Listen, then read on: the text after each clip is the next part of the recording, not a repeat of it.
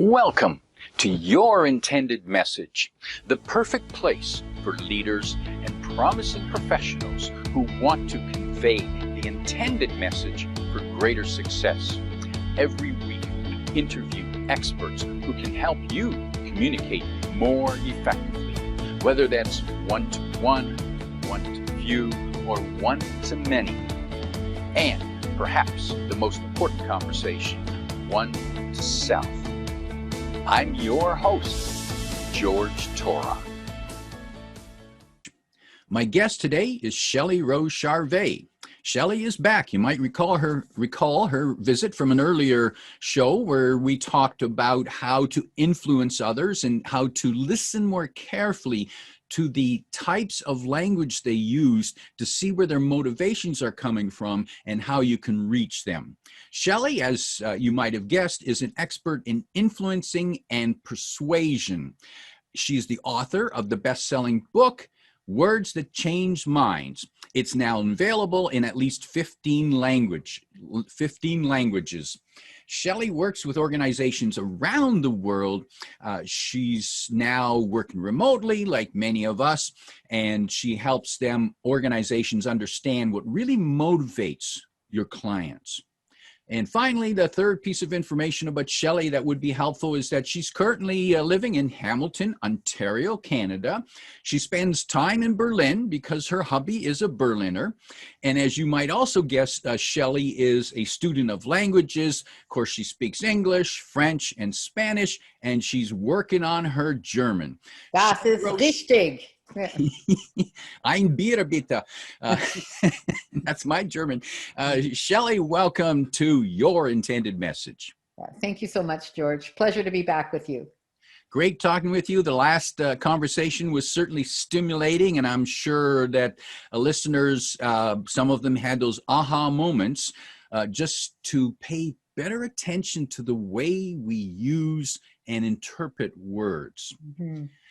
Let's go deeper on that topic today, and let's deal with how we deal with how best, if there's a best, how best to deal with controversy and conflict, because ideally we want our words to make things better, not create wounds. So how can we fix and move toward that goal? Yeah. So I'm listening to you. George is using some of the techniques that we talked about in the previous podcast about how some people want to move away from a problem and some people want to move towards. And George was using both of those languages. So if you're interested in how to use that kind of language to engage people, we covered that in the last podcast.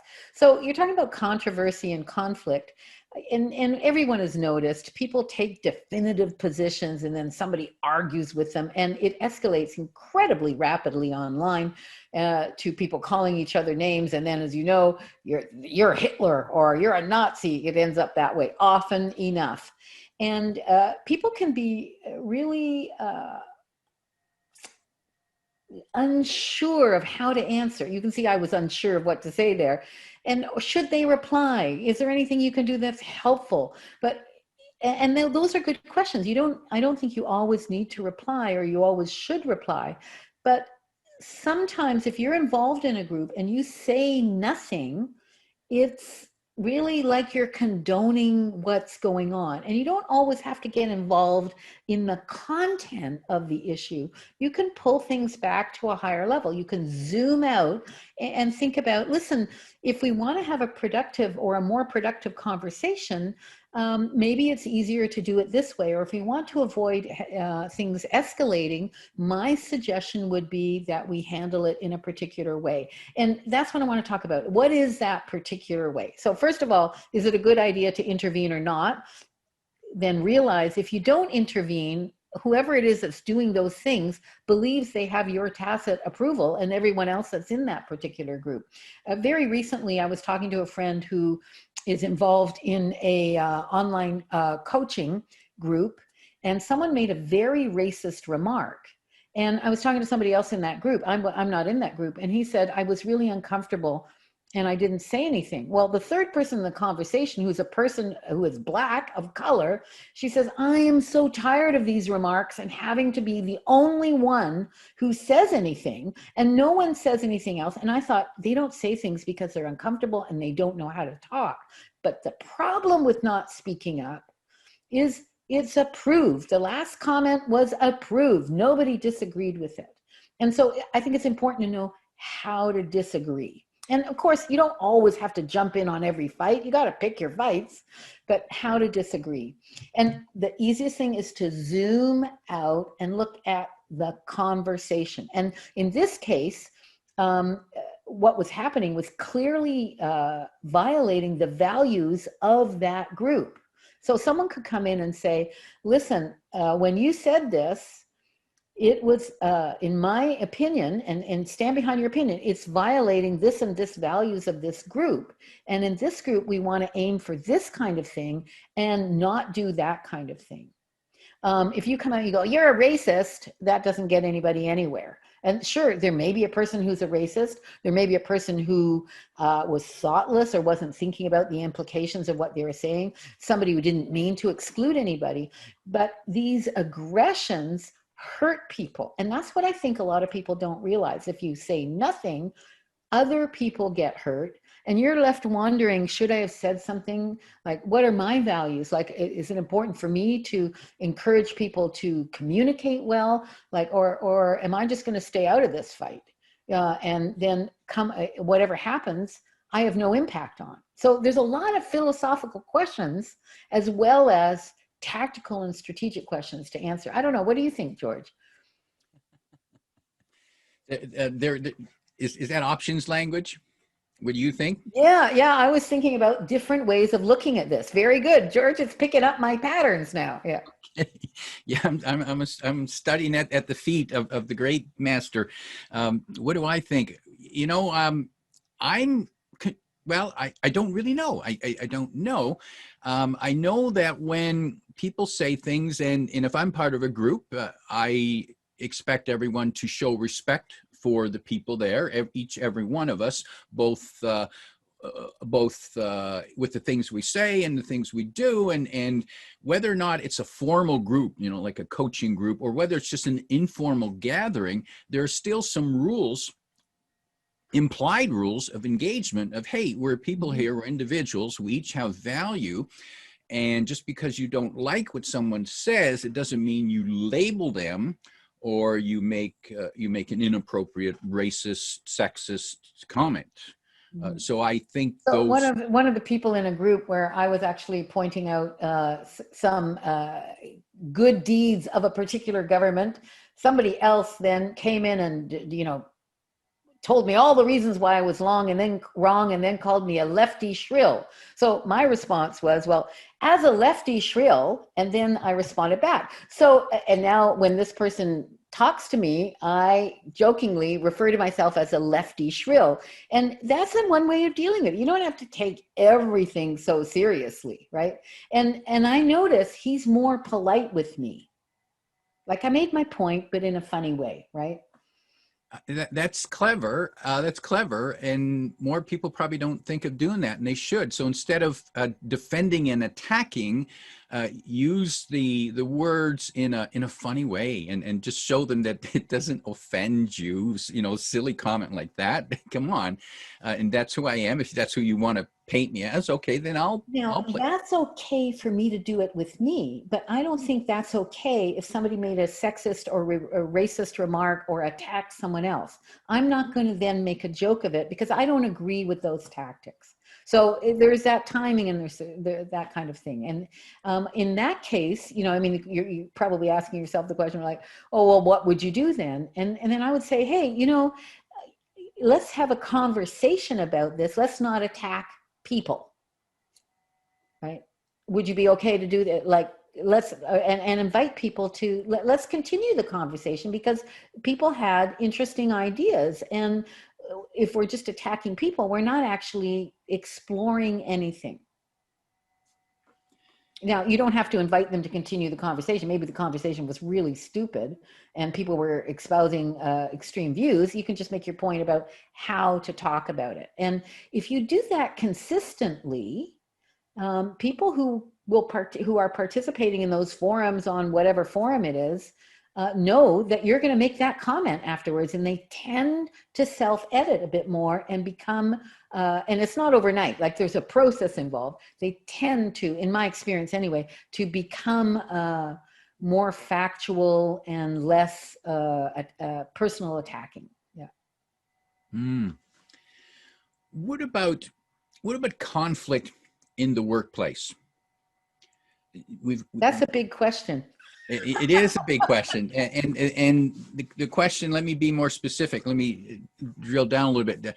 How do you, when you work with organizations, you work with organizations all around the world, you help them with their communication issues, everything from marketing to internal communication. When you work with an organization and they say, Shelle, can you come in? Our team is just not working well. Everybody hates everybody. They're fighting. Do you tell them, well, maybe just fire them all? Yeah, you just stop it. Yeah. And that solves everything. No. Just put your foot down and tell them, well, this is going to end right Give now. them hell. Yeah, really. Yeah. So what often is going on is that the meta conversations are not happening. And you see this in families too. We don't talk about certain things. We feel tension and people are walking gritted teeth, or they're civil and polite, and then behind each other's backs they're with a knife. And a lot of that can be solved by earlier finding out what the disagreements are and making sure it's okay. So I want to talk first about prevention and then cure. I have a small team. My team is multicultural. They work from different countries around the world. Some of them are digital nomads, some of them are not. So some of them you don't know where they are until they tell you. And some of them are on completely different time zones, night and day. And for me, it's really important that we be effective, productive, and that we have fun. I'm only in this because it helps other people and it's fun. And I want to be both productive and have fun. And so one of the things we institute in our team, and I've seen this in really great teams, is permission to disagree, permission to say, I'm not very comfortable with this. And I actually frame it so that my team knows how to talk about something. And look at people. If their face is going, like, you can say, I get the sense you're not comfortable with something. Can you tell us? Like, be invitational and ask people to tell you more. Because usually in there somewhere, even if it's originally expressed as a negative, is a great suggestion about something. And this way, I don't believe I have to know everything, be in charge of everything. I'm counting on people to tell me when they're not comfortable with something, because it usually puts us on a better path. So that's kind of prevention, to really encourage that meta talking. And I also give a lot of praise and feedback when it's due. People need to be encouraged and supported, particularly from their leadership. Now, interesting, you used the phrase permission to disagree, and I associate that phrase with the military, because maybe I've seen that in movies. Permission to disagree, sir. Yeah. Yes, which I always thought is a great phrase. If only more organizations would make that phrase a standard operating procedure for everyone to be able to tap into, and that would make it less of an argument and a conflict and more of, well, it's just a disagreeing of opinion. Yeah. So wouldn't you rather have a conversation than a confrontation? You bet. Right.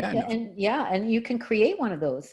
Absolutely. And that's about the environment that you set up as a leader. And are people afraid of you? Are they afraid if they disagree that you're going to humiliate them? Hopefully not. And what kind of forms? Some people who are shy and more introverted don't want to necessarily disagree in a meeting, even a virtual meeting, but you can actually find out what they're really thinking. Or you can just invite them to say, you look like you're thinking about something. Can you share it with us? And be open and nod your head while they're talking to encourage those people who are shy and less willing to share their opinions.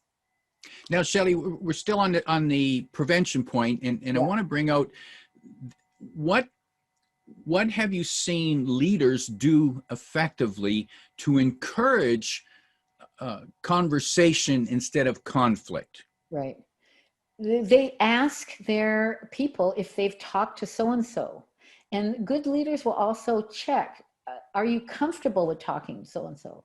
Do you have a sense of how you'd like to have that conversation, what you'd like to say? And then you can offer your coaching or your guidance if the person is saying, this is not the kind of thing I'm used to. Like, I wasn't hired to be Miss Confrontational here. You say, well, how about we talk about what might be a good strategy? Leaders are willing to talk about the process of the communication as well as just what people are going to say. Like, how are you going to deal with this? And I think that those kind of coaching conversations develop people capable of having meta conversations, which you need in any kind of successful relationship. The ability to talk about it, right? You're calling it meta conversation. Meta meaning the whole message. Meta means about. So when you have a meta conversation, it's about something. So we are now having a meta conversation about conflict, how to reduce conflict. So we're talking about how are we talking about it, right? So we talk about the how as opposed to the content, just the content. What. Yeah. Got it. So, how would you like to open this conversation? Well, I'd like to open it by having a cup of coffee together, right? So something like that. That's the kind of thing to prevent. And it's a cultural thing. There are lots of cultures. And again, culture is a generalization. I kind of see culture as an umbrella. And not everyone who comes from a certain culture is under that umbrella. So you have to pay attention to individual differences. But there are cultures that are very reticent to talk about conflict, and it's difficult. So I like to talk about it as people having different opinions, or find out what other people are thinking, because the word conflict and even thinking about it gives some people in some cultures are, can't do that, just can't do that. Yeah. Tell us about the cure. The cure. So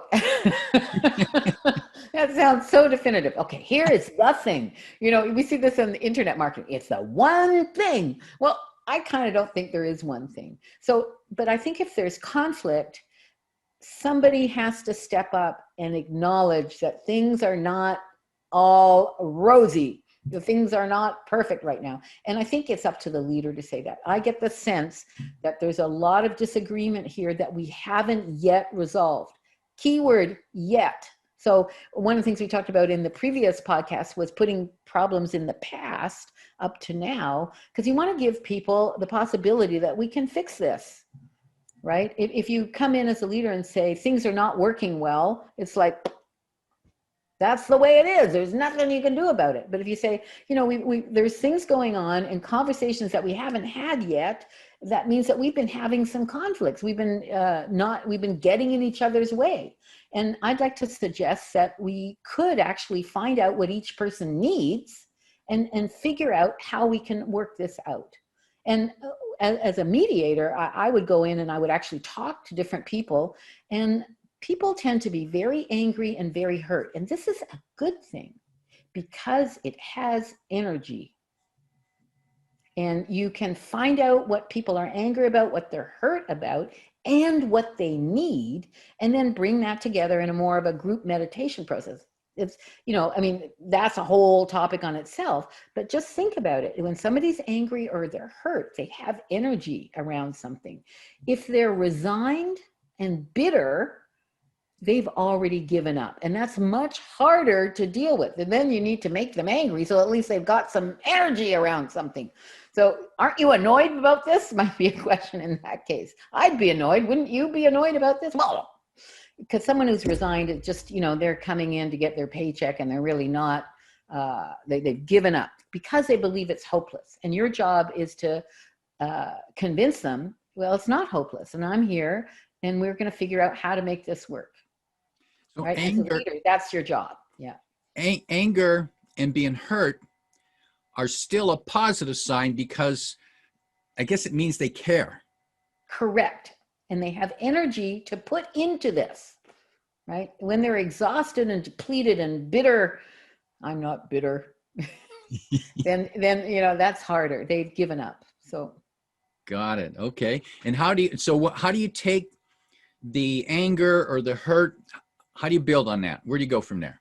So one thing you might, once you create a rapport and you're having a conversation about this, I might even ask somebody, are you angry enough to want to do something to solve this and participate in a process to solve this? Or are you hurt enough to want to do something to contribute to making this right? That's a great question to ask people. And then you say, I'm here to run this process, but it's not going to work if we don't all participate. So I want to know, are you angry enough to want to participate in finding a solution? Is this unacceptable to you, the current state, and you want to make it better? That's what the question's really saying. Okay. So there you turn their anger and their hurt into a positive force to move. You read a desire to contribute to making it better. Yeah, absolutely. And the question is, are you angry enough to do this? Are you annoyed enough? Or whatever their word is for describing their feeling, right? Are you pissed off enough, for example? Yeah. Yep, that's what I was thinking. And so, yeah, so how ticked off are you? Bad word or something, yeah. Good. And when the managing the conflict, should the leader encourage conflict versus controversy? Do you see a difference between the two? Well, controversy is unavoidable, I think, today, because people tend to have very polarized views. This is the way it is, and they trigger each other. As soon as one person becomes very polarized and definitive and certain, it's almost impossible to stop yourself unless you have a stop button, from doing the polar opposite, equal but opposite response. That Newton's law of motion, equal and opposite response. So you really have to have a slowing down technique for that. I forget what your question was. What was your question, George? Well, the conflict, should a leader encourage conflict within the organization, and can conflict be healthy? So I wouldn't frame it necessarily as conflict. I would frame it as differences. Because the word conflict, again, going back to the cultural umbrella, can trigger a lot of people to go, oh, can't do that. But what about curiosity? A leader can come in and say, listen, I have noticed there's some very different points of view about this, and I'm really curious about that, because I think there's some value in us actually figuring out where we are on this. I was in a board meeting yesterday in which two people had very different opinions about a numbers thing, where these thresholds should be. And what was great is they kept asking each other, well, what is it that you're trying to achieve with this number? Or why is this number important? Like, what is it going to do for us? They asked questions to find out the reasoning rather than just counter arguing. That's an interesting conversation. And in the end, they didn't come to an agreement. In the minutes, it said one person thought this, one person thought that. And a third person went and asked someone else who couldn't attend, who reframed the whole thing and said, and that person came back and said, I was way out in left field. I now understand, blah, blah, blah, blah, blah. But that can only happen if you have an attitude of curiosity rather than an attitude of you're right, you're wrong, right? And it's tempting for the leader to take sides, particularly if one of the parties espouses views that you just are totally against. And we all have views we're totally against right now. But as a leader, breathe, zoom out, and remember, in my role as a leader, what do I need to do here to foster better conversations, to acknowledge the differences, to set boundaries for what's acceptable and what's not acceptable. You can say, people got upset at the last meeting and some things were not okay, and make sure you've spoken to those people individually, but the issues we're bringing up are relevant and important, if they are. if you can say the issues we are bringing up are really not relevant to what we're trying to do, I prefer we didn't talk about it. That's your role as a leader. You can decide that. But the issues that are relevant, if you have set an environment in which we discuss differences and we ask people what's behind what they're thinking and we listen, I think we're creating a team environment where everybody gets to grow and everybody gets to be more, to make a bigger contribution. Yeah. Mm. Sorry, that's my rant. I'll get off my soapbox now, but I think leaders can be very inspirational by doing that with their teams. Like, don't you want your teams to think, oh man, this is the best team I've ever worked in because we can work things out. Like, wouldn't that be great for people to say that about you as a leader? That would be fabulous. And I think especially in a world where we're hoping to encourage diversity in the workplace, in the community, and diversity, diversity of sex, religion, race, and mindsets and differences of opinion. If instead of seeing that bringing conflict, we see that as bringing differences of opinion, which we can be curious to explore and build on that. I totally agree with that, but there's a caveat. I mean, I've just finished taking, and this is 2020, I have finished taking a 6-week course as a student in anti-racism. And one of the things that happened to me, like a lot of things happened to me taking this course, and one of them is I realized by the fact of not getting involved in dealing with systemic racism, like things that are actually built into the system, I've been complicit in it continuing. Like the fact that I don't get involved to change the system means that I'm kind of thinking things are just okay the way they are. And I'm not saying everybody needs to be on the streets, but you can just Google the question, what are the ways that white people can help end systemic racism? It's all out there on the internet. Like, who do we need to be writing emails to? Who do we need to be commenting on? What are the kinds of things we can do in our own behavior? And I was kind of shocked to realize that I have a value that is treating everybody fairly, and yet I've been doing nothing about systemic racism against Indigenous peoples in Canada, against people of color, etc. I haven't really been doing anything about that. Now, some people might say, well, I don't think there's systemic racism. Well, it's not up to me to think that.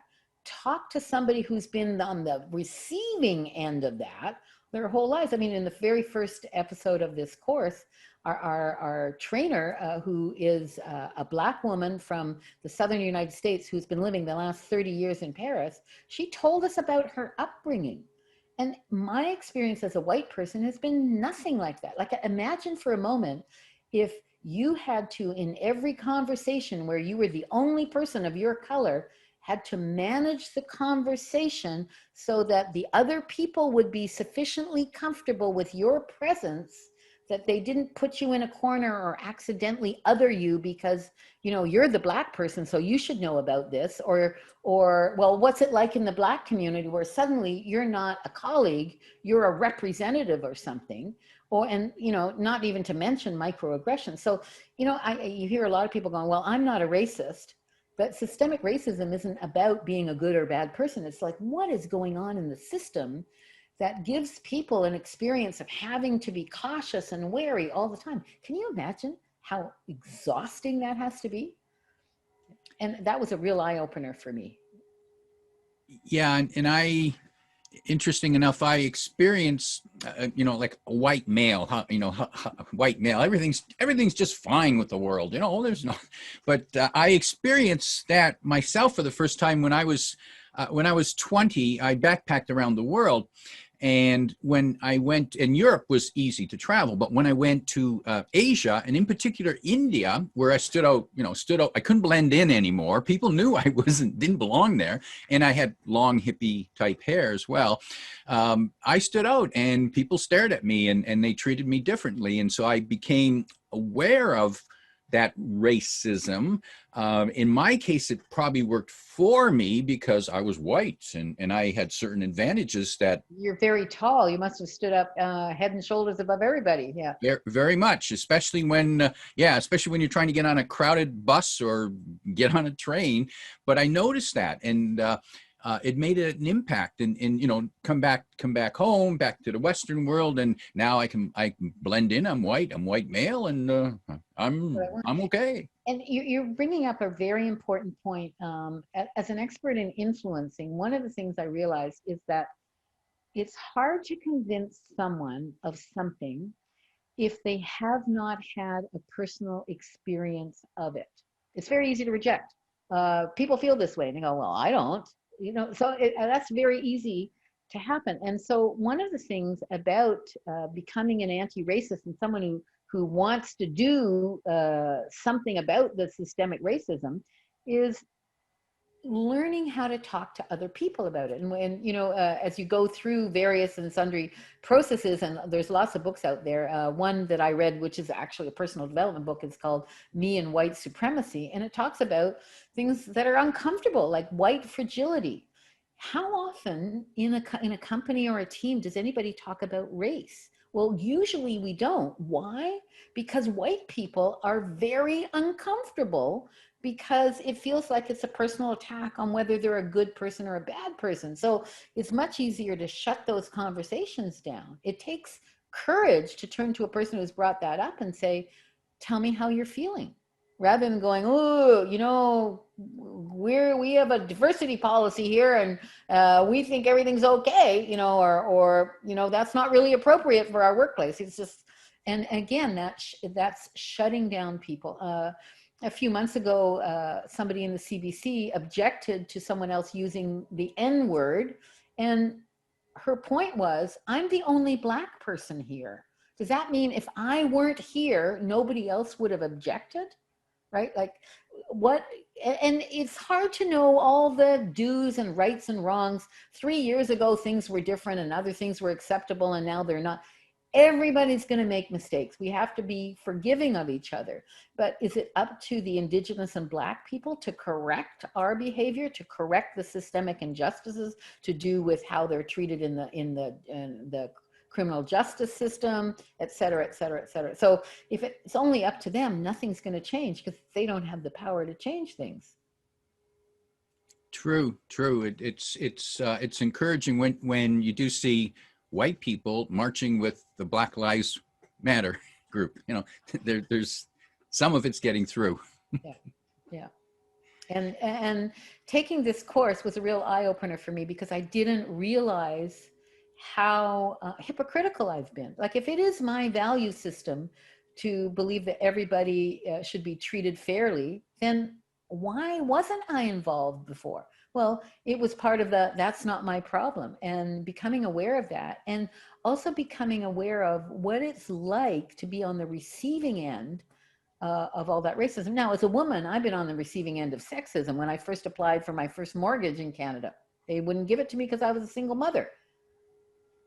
They said I didn't fit into their algorithm. Well, I'm sure there's lots of other people who don't fit into the algorithm as well. I mean, but that's a minor example. It doesn't happen to me every single day of my life.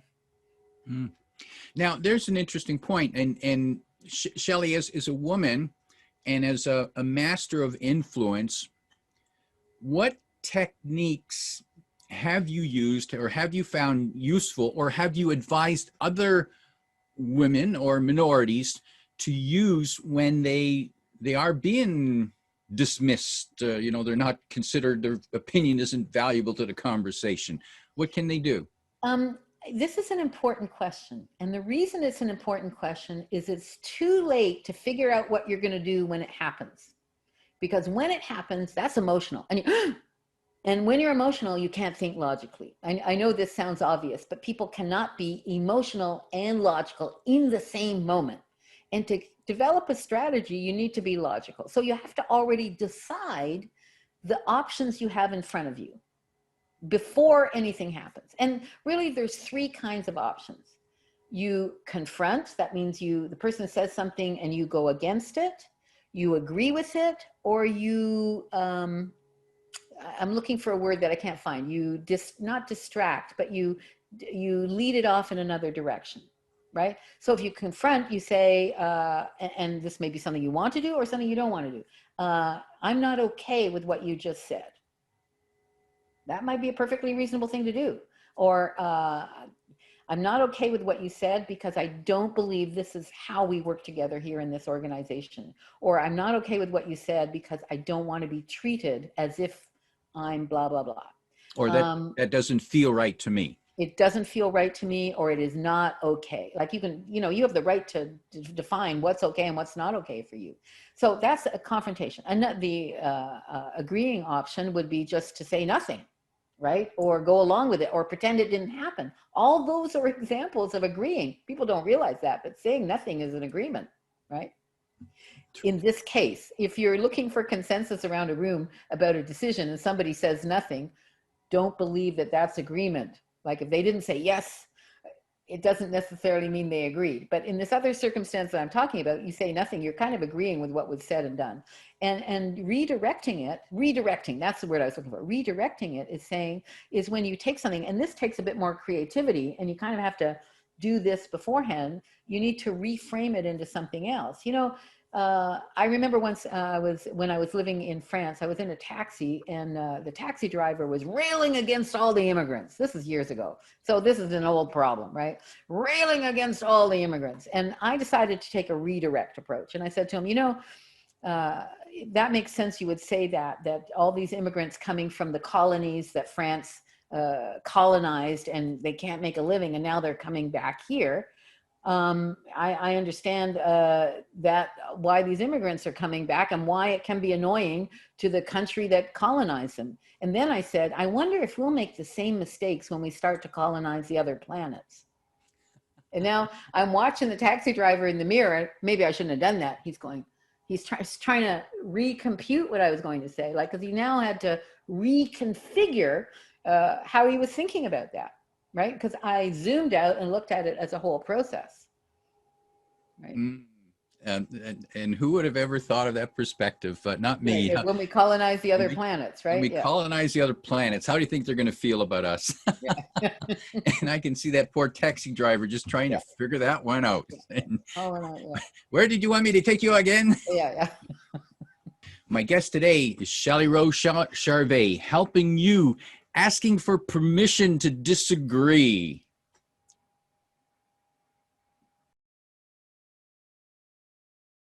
If you like what you heard, remember to like, comment, and share this podcast. Come back every week for more practical insights to help you convey your intended message. I'm your host, George Torok.